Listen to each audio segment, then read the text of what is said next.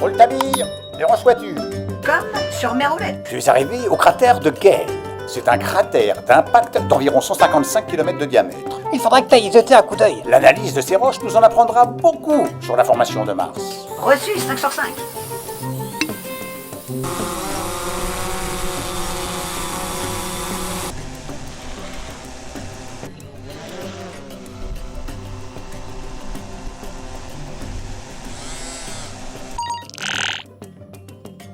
L'analyse indique la présence d'argile et de minéraux qui se forment habituellement sous l'eau. Cela signifie qu'un grand lac s'est peut-être formé dans ce cratère.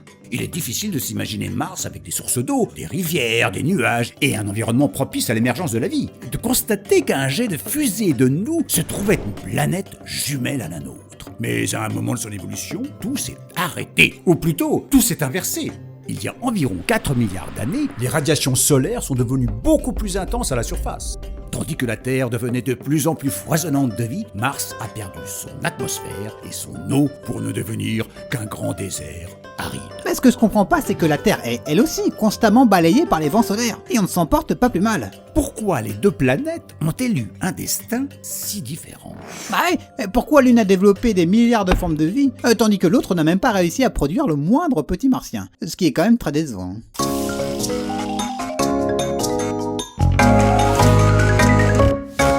Non, ne cherchez pas. Il n'y a pas de traces de vie à la surface de Mars. Et la raison se trouve sous mes roulettes. Entrez.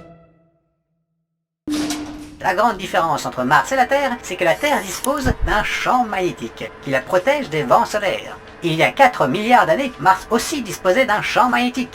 Mais celui-ci s'est désactivé. Pour en comprendre la raison, il faut plonger dans les entrailles de la planète rouge. Bienvenue dans le cœur de Mars. Après vous. Tout commence ici. Le cœur d'une planète est une véritable chaudière. Il y fait chaud, très chaud. On parle ici de plusieurs milliers de degrés. La chaudière d'une planète est alimentée par 3 sources. Du magma, de la décomposition d'éléments radioactifs et de la chaleur de friction. Cette chaleur de friction, c'est la même chaleur qu'on obtient en se frottant les mains, mais ici à une échelle beaucoup plus grande. Dans le cœur d'une planète, la chaleur de friction se manifeste par la chute de matériaux attirés par la gravité du noyau et par la remontée du magma à la surface. Une fois la chaudière active, c'est tout le cœur de la planète qui se met en marche. L'énergie produite par la chaudière se dirige dans cette direction. Suivez-moi. Nous voilà dans la fonderie. Il est déversé tout un tas de métaux, comme le fer et le nickel. Ce sont des ingrédients essentiels pour générer un champ magnétique, car ils sont facilement magnétisables. Pour magnétiser du métal, c'est très simple. Vous pouvez même le faire chez vous. Il vous suffit d'un clou, d'un fil magnétique, de 2 pinces alligator et de 2 piles électriques. Enroulez le fil autour du clou, brancez-y les pinces et vous avez, waouh, un aimant qui génère son propre champ magnétique. Ce qui nous manque donc, c'est une source électrique. Suivez-moi. On retrouve nos métaux en fusion ici. Ils tournoient dans le cœur de la planète. Tous ces mouvements et ces frictions avec les métaux, toute cette énergie cinétique, c'est-à-dire cette énergie créée par le mouvement, produisent de l'électricité. Ah, je vois. C'est un peu comme l'électricité générée par la dynamo d'un vélo. Exactement. Et c'est cet effet dynamo qui génère le champ magnétique. Le champ magnétique ainsi généré s'étend à la planète entière. Le cœur de la planète se transforme en un aimant géant. Un véritable bouclier contre les attaques extérieures. Mais apparemment, il a quelques petits problèmes. Il semblerait que le cœur ne chauffe plus assez fort pour générer un champ magnétique. La raison pour laquelle le cœur de Mars a fini par se refroidir beaucoup plus vite que celui de la Terre s'explique probablement par la différence de taille des deux planètes. Comme on l'a vu dans notre précédent épisode sur la planète rouge, la Terre est beaucoup plus massive que Mars.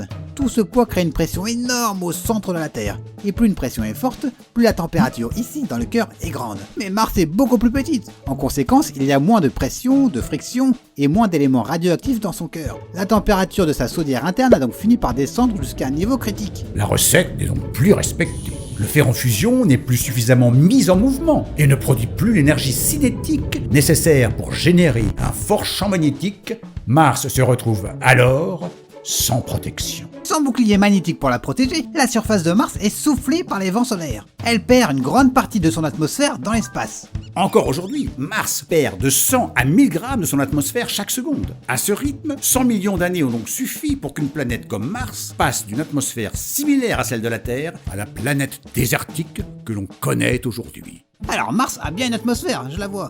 Mais elle est vraiment très fine, hein. Environ 100 fois moins épaisse que celle de la Terre. Ce n'est ni suffisant pour avoir un air respirable ou des températures stables. C'est exactement comme d'essayer de se réchauffer avec une couverture trop fine en plein hiver. Plus l'atmosphère est fine, moins elle garde la chaleur. Sur Mars, la température moyenne est de moins 63 degrés Celsius. Elle peut même descendre jusqu'à moins 140 degrés. On ne sait vraiment plus comment s'habiller ici. L'eau ne peut alors exister dans la durée, à la surface, que sous la forme de glace, comme on peut l'observer au pôle, ou sous forme de vapeur. Mais une atmosphère ne nous sert pas seulement à avoir un air respirable et à garder la chaleur. Elle nous est également utile pour filtrer les radiations qui viennent du soleil. Un humain est exposé à de nombreuses radiations, dès qu'il sort de chez lui, mais également lors de ses examens médicaux. Pour un Français, ces radiations sont de 2,4 à 4,5 millisieverts par an. Sur Mars, les radiations sont d'environ 1,8 millisieverts par jour. Pendant quelques semaines, ce rayonnement peut passer inaperçu. Mais sur une échelle de plusieurs millions d'années, toute forme de vie est irrémédiablement détruite, jusqu'à plusieurs mètres sous la surface. Car les radiations finissent par endommager l'ADN, une macromolécule essentielle chez tout être vivant. Alors, il existe bien sur Terre des formes de vie qui parviennent à survivre dans des conditions difficiles, sans eau et à des températures extrêmes, comme le blob par exemple, ou certaines formes de champignons qui poussent dans la centrale de Tchernobyl et se nourrissent d'une radioactivité extrême, comme le mycète radiotrophe. Mais ça ne veut pas dire que ces mêmes formes de vie auraient pu apparaître et se développer sans les conditions idéales que propose la Terre, qui nous protège gracieusement avec son champ magnétique et son atmosphère. Car si la vie semble toujours parvenir à nous surprendre et à s'adapter, il faut malgré tout les bonnes conditions pour qu'elle puisse apparaître et se développer sur le long terme. Donc, sans bouclier, pas d'atmosphère. Sans atmosphère, pas d'eau liquide. Et sans eau liquide, une forme de vie complexe n'a aucune chance d'apparaître spontanément sur Mars. Et tout ça, c'est à cause de sa taille. Elle est trop petite pour générer son propre champ magnétique. Mais la taille de Mars est encore aujourd'hui considérée comme un mystère. D'après de nombreuses simulations sur la formation du système solaire, la planète rouge aurait dû disposer de la même quantité de matière que la Terre. Elles auraient donc dû faire la même taille. Alors pourquoi une telle différence ? Si Mars avait fait la même taille que la Terre, ça aurait tout changé. Mais pour influencer la taille d'une planète entière, il a dû se passer un événement cataclysmique. Tim, il faut absolument enquêter sur cette anomalie. C'est notre prochaine pièce du puzzle, et c'est une toute autre histoire.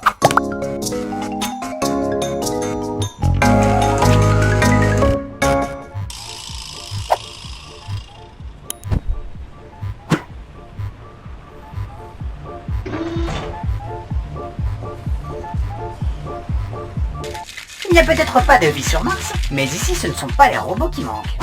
Il y a des Russes.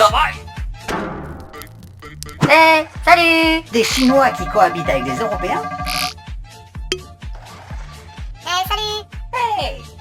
Hey! Et bien sûr, des Américains.